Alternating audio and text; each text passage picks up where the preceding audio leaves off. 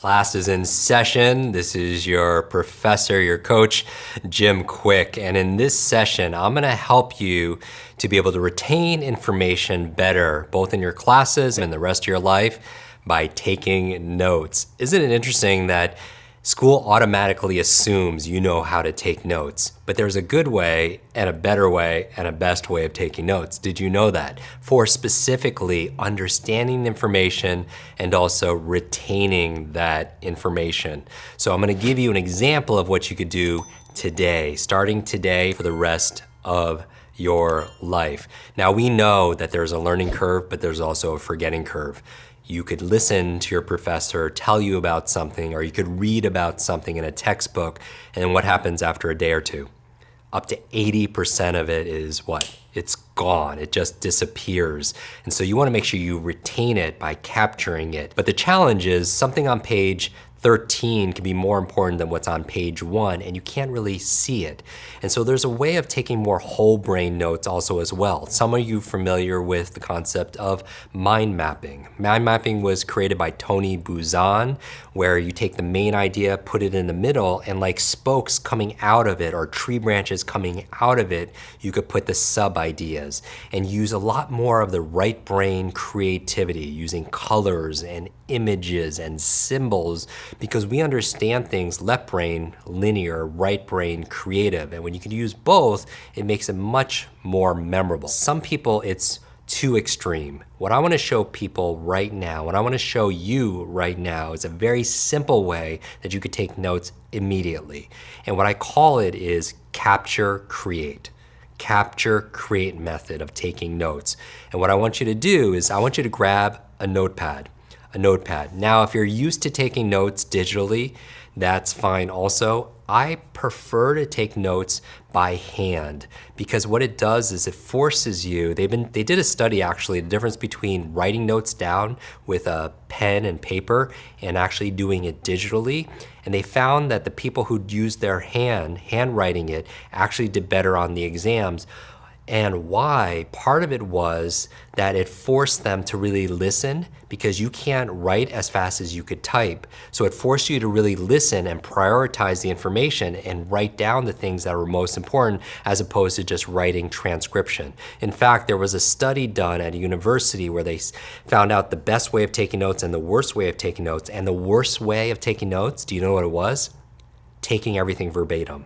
That was the absolute worst way of taking notes, was full transcription of the notes.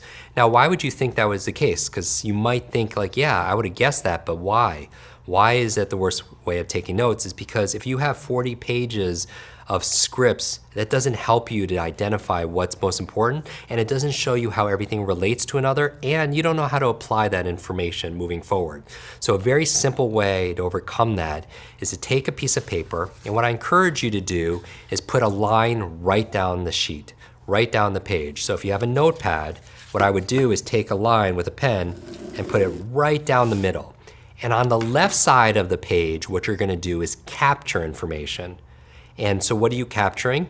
Well, you're gonna capture, oh, this is how I remember science formulas. This is how I give a speech without referring to notes. This is how I could remember somebody's name next time I'm at a recruiting event or I'm at a networking function and I wanna impress the person. That's what you would be capturing. And you're also creating. What does that mean? On the left side of the page, you're capturing information, but on the right side, you're creating it. What do I mean by that? On the right side, you're writing your impressions of the information that you're capturing. So in other words, on the left side, you're note taking, but on the right side, you're note making.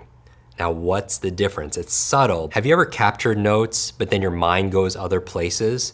The right side is where I want your mind to go. The creative side. I want you to write your impressions of the information you're capturing, meaning I want you to take notes on one side, but make notes on the other. And specifically though, what I want you to make notes about is I want you to say how I'm gonna use this. In fact, here are 3 questions. We talked about questions are the answer. I want you to obsess about 3 questions that are on the left side of this page. Number 1, when you're learning something, I want you to ask yourself, how can I use this? How can I use this? And this is your creativity. These are all the ways you could use this information. I could use this in my science class. I could use this in my calculus class. I could use this in these law classes. I want you to think about specifically what subject you're gonna apply this to. So how can I use this? That's number one. The second question I want you to ask yourself, why must I use this? Why must I use this? What are all the benefits that are gonna come from you applying what you're about to learn? Maybe it's like, Jim, I'm gonna save all this time by using your method, or I'm gonna get that grade, or I'm gonna get into that graduate school or that college, or I'm gonna get what I need to get that career or that dream job, but you gotta feel it. If you don't feel it, you're not gonna do it. All right, so why must I use this? And finally, the third question you want to put on that right side is, yes, you're asking yourself, how can I use this? Then you're asking yourself, why must I use this? But the third question I want you to ask relentlessly is, when will I use this? How can I use this? Why must I use this? And the magic question, when will I use this? Because the most powerful productivity performance tool you own is your calendar. When you have your phone here, or you keep an external calendar, that calendar is your productivity tool, meaning if you don't write it down or put it in your calendar, it will not happen. You have your classes in your calendar, right? You have appointments in your calendar. You have your doctor's appointment in your calendar. You have your date in your calendar. You have important events in your calendar. You have to put the important things that you're learning when you're gonna apply it in the calendar. And it should be time for you, time well spent, meaning you won't do it unless it's in your schedule. It's just like when you have the intention of working out, but at the end of the day, you don't do it, it's because you didn't write it down, you didn't put it in your phone, so make sure. So what do you do to get anything done? 3 questions on your notes. Number 1 question, say it out loud. What is it? How can I use this?